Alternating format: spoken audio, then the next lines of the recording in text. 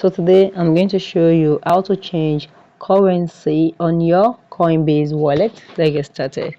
I'm going to open my Coinbase wallet. After you open your Coinbase wallet, the next thing you need to do is come here, click on it. Once you click on it, the next thing you need to do is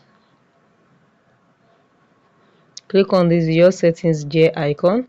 Once you click on it, it's going to you. What you need to do is scroll down until you see your display. Click on your display. Once you click on your display, scroll down, and you're going to see local currency. Click on local currency, and this is where you are able to change to any currency. Now we have United States, which is the USD dollar. There's Arab there, which is AED, and there are some different currency here that is available here. Choose the currency that you want. Once you choose to, click on it. Once you click on it, then it's going to change to the local currency that you click on. So guys, if you found this video helpful, smash the like button, drop a comment and subscribe.